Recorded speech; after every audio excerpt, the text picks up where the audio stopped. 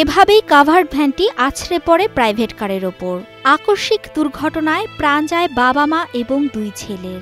ঢাকায় চিকিৎসা শেষ করে আর বাড়ি ফেরা হয় না বাবা মায়ের। তবে শুধু এই এক পরিবার নয়, অসংখ্য মানুষের রক্ত মিশে আছে ঢাকা চট্টগ্রাম মহাসড়কে কুমিল্লার পদুয়া বাজারের এই ইউটার্নে। এই সমস্যার সমাধানে ওই জায়গায় একটি ইউলুপ ও 3টি আন্ডারপাস নির্মাণের সিদ্ধান্ত হয় 2021 সালে। কাজ শেষ হওয়ার কথা ছিল গত বছরের জুনে, তবে বাস্তবে এখন পর্যন্ত 25% কাজও শেষ হয়নি। সরেজমিনে দেখা যায় প্রকল্পের 2টি প্যাকেজের কাজ এখনও শুরুই হয়নি।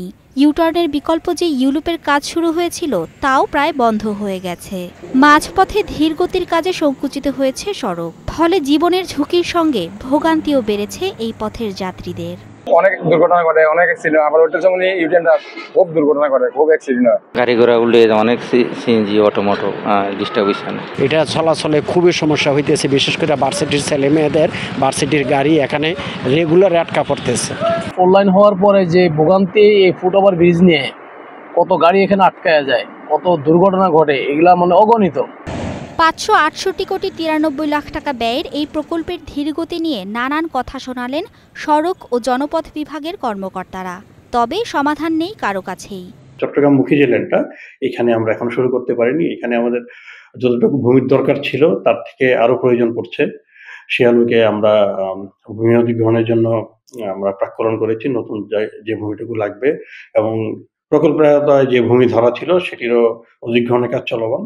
সব মিলিয়ে আমরা চট্টগ্রামমুখী অংশে এখনো কাজ পুরোপুরি শুরু করতে পারিনি। কাজ আমাদের অফ হয়নি। আসলে এখানে তিনি একটি প্রস্তাব দিয়েছেন যে ইউলুপির আসলে প্রয়োজনীয়তা কতখানি সেটা পুনরায় খতিয়ে দেখতে। একইভাবে অজুহাতের শেষ নেই ঠিকাদার প্রতিষ্ঠানগুলোরও। তাদের কণ্ঠেও সড়ক ও জনপথ বিভাগের কর্মকর্তাদের মতোই সুর।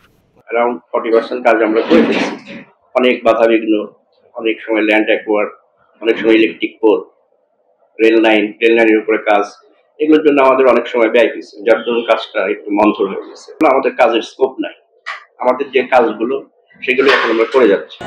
শুক্রবারের এই ঘটনা নাড়া দিয়েছে সারা দেশকে। এরপরই নড়ে চড়ে বসেছে প্রশাসন।